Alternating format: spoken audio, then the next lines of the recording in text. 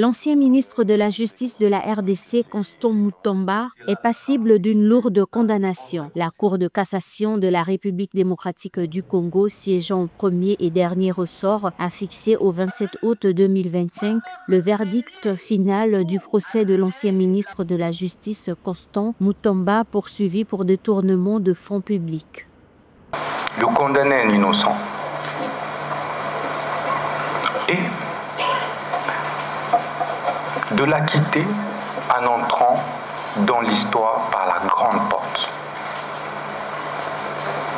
Par la grande porte. L'histoire nous renseigne que vos prédécesseurs, qui n'étaient pas plus brillants que vous, qui n'étaient pas plus intègres que vous, ont dû faire valoir la justice et la vraie justice. L'ex-ministre de la Justice, Constant Mutamba, est poursuivi de détournement de 19 millions de dollars de fonds destinés à la construction d'une prison à Kisangani, chef-lieu de la province du Chopo, au nord-est de la République démocratique du Congo. La justice reproche à l'ex-ministre Mutamba d'avoir ordonné un paiement d'une avance de 19 millions de dollars dans une passation de marché de gré à gré qui n'était pas encore approuvée par l'autorité compétente.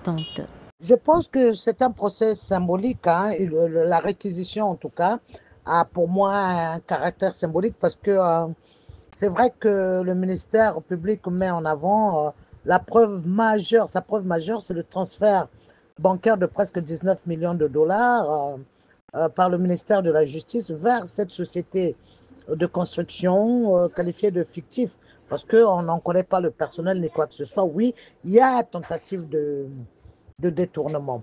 Oui, il y a manque de sérieux dans la démarche de l'ancien ministre de la Justice, de Mutamba.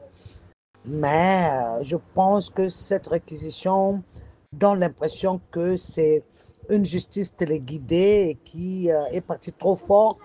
Le ministère public a expliqué que l'argent détourné provenait de l'Ouganda dans le cadre de la décision rendue par la Cour internationale de justice pour l'indemnisation des victimes de guerre de 6 jours, opposant celui-ci au Rwanda dans le nord-est de la RDC en l'an 2000. Le ministère public a requis ce mercredi 13 août 10 ans de travaux forcés à son encontre, assortis de sanctions politiques et civiles.